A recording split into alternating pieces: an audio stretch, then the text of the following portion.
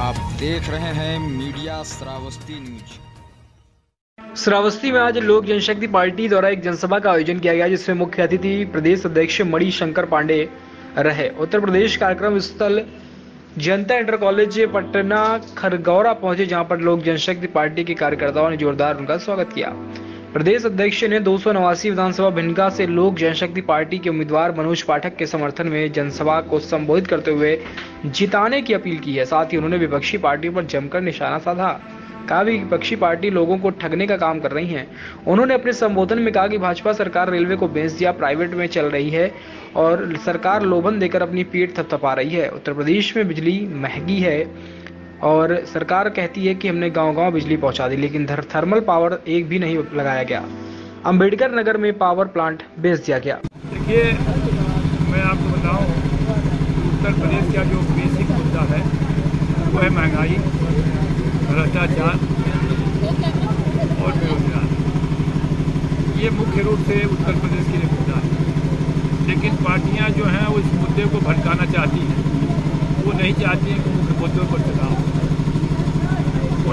कोई पार्टी जाति के नाम पर, कोई पार्टी धर्म के नाम पर स्वयं डिवीजन कर रही है।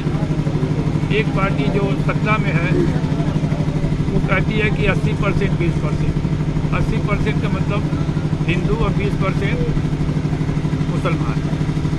मैं इसको एकदम कम्युनलिज्म मतलब मानता हूँ कि ये जो है कम्युनल सोच के लोग जो चीज़ें कर रहे हैं वो देश के लिए और डेमोक्रेसी के लिए दोनों को करना है। आप भी तो उनकी सहयोगी। दूसरी पार्टी, मैं रुकवा रहा आपकी बात, दूसरी पार्टी कहती है कि 80% 20%, मतलब बैकवर्ड, शेड्यूल, अदर्स और सबर्ब 20%। ये जाति कम्युनिज्म फैला रहे हैं।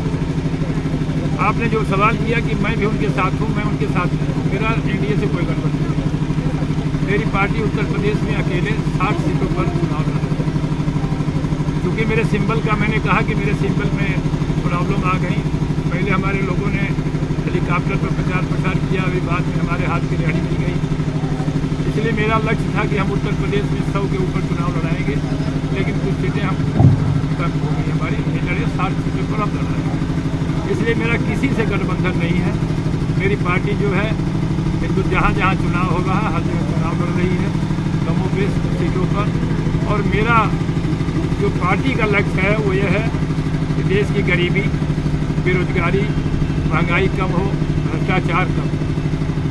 दुख की बात है कि 70 वर्ष हो गया, हर पार्टी गरीबी रेखा के नीचे की जनसंख्या कम होने का नाम नहीं ले रही। कांग्रेस जब हुकूमतों में थी तब गरीबी रेखा 30%, भारतीय जनता पार्टी की 30 साल के बाद बहुमत की सरकार आई है, तब भी गरीबी रेखा के नीचे 30-35%। ये परसेंटेज जो गरीबी रेखा के नीचे वाला है, जिसमें आप विश्व के सामने हैं। जब हमारे प्रधानमंत्री जी जाते होंगे और कहते होंगे कि हम गरीबी रेखा के नीचे 30% हैं और अनुदान मांगते होंगे, तो लगता होगा कि अंदर से उनको भी शर्म आती होगी। लेकिन कहीं न कहीं हमारी योजनाओं में कमी है, हम उस कमी योजनाओं को दूर नहीं कर पा रहे हैं, इसलिए वो डाटा बना हुआ। जो भी सीटें आप जीतेंगे उसके बाद में किसके साथ जाना चाहेंगे? देखिए, मैं तो कहता हूँ कि मैं किसी के साथ नहीं जाऊँगा, और मैं अपने हाउस में हमारे जो लोग जीत के जाएंगे, जो भी मुद्दे हैं गरीबी के, गरीबी रेखा के नीचे के, बेरोजगारी के, विकास के, हमारा जनप्रतिनिधि जो है उस मुद्दे को पार्लियामेंट विधानसभा में उठाएंगे और उसकी आवाज़ देंगे। हिजाब बनाम भगवा पे क्या कहना चाहेंगे? जी, हिजाब बनाम भगवा पर क्या कहना चाहेंगे? क्या कहा, ये सारी चीज़ें जो हैं हटाने की बात है, मुद्दे से भटकाने की बात है।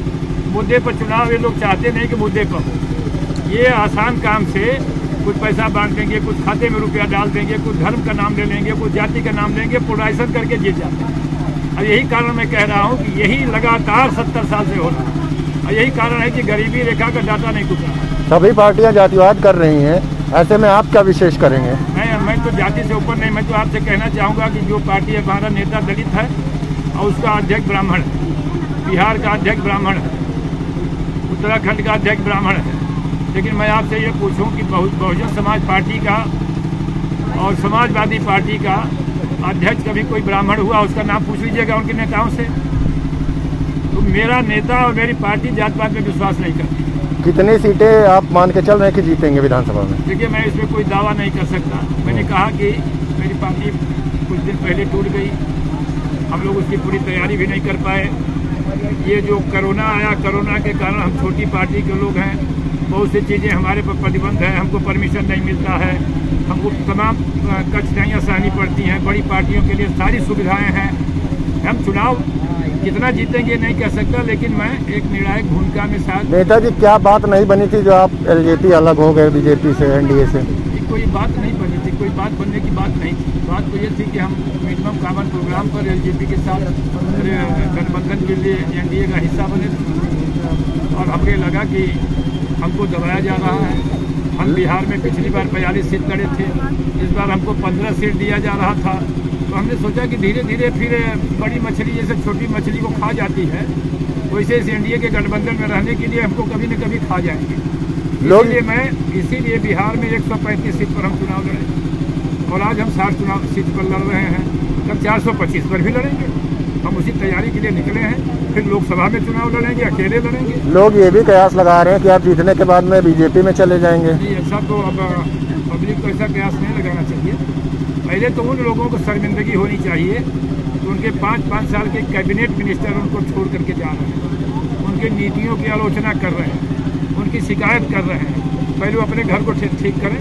ये दल बदल कानून जो बना हुआ उसका पालन करें। रोज उधार लेकर के दल बदल करके सिद्धांत विहीन लोगों से जो सरकार बनाने का काम कर रहे हैं बड़ी पार्टियां, वो लोकतंत्र को और देश को खतरे में ले जा रही है। बीजेपी का एक नारा था सबका साथ सबका विकास, इस पर क्या कहना चाहिए? हम समझते हैं कि सबका साथ और सबका विकास होता तो गैर बराबरी खत्म हो गई होती। नारा एक अलग है और काम करने का तरीका अलग है। पूरे उत्तर प्रदेश भर में जातीयता का तांडव है। सारे लोग गरीब मारे जाते हैं, जातियों में बड़े लोग मारे जाते हैं, ब्राह्मण मारे जा रहे हैं। सब लोग तो बोल रहे हैं, मैं क्यों आलोचना करूँ? मैं तो ये कह रहा हूँ कि कैबिनेट मिनिस्टर 5 साल सरकार में रहने के बाद अगर इस्तीफा दे रहे हैं तो कहीं न कहीं आपकी नीति में गलती है, आपकी कार्यशैली में गलती है, आपकी भाषा में गलती है, आप में कोई न कोई कमी है। नहीं तो 5-5 साल तो संभव किसी को अपने परिवार का विकास करने के लिए अलग हो रहा है। अब देखिए, ये बात मैं किसी को नहीं कह सकता। स्वार्थ की बात तो सब राजनीति में कर ही रहे हैं लोग। नहीं, मैं सिद्धांत की बात कह रहा हूँ कि अगर आपको सारी चीज़ें दी गई और किसी तरह से आप नाखुश होकर जा रहे हैं तो कहीं न कहीं सरकार में खोट है। चाहे वो नीतियों का खोट है, चाहे विकास का खोट है, चाहे उपेक्षा का खोट है, चाहे जातीयता का खोट है। वरना इस तरह से कोई कैबिनेट मिनिस्टर 5-5 साल सरकार में रहने के बाद अगर जाता है तो हम समझते हैं कि इस पर चिंतन करने की बात है। ये चिंता का विषय। अभी कैबिनेट मंत्री के बेटे को बेल मिल गई है, इस पे क्या कहेंगे? ये तो उनको जुडिशियरी का काम है और जुडिशियरी काम में किसको बेल मिलता है किसको नहीं मिलता, मैं न्यायपालिका को टिप्पणी नहीं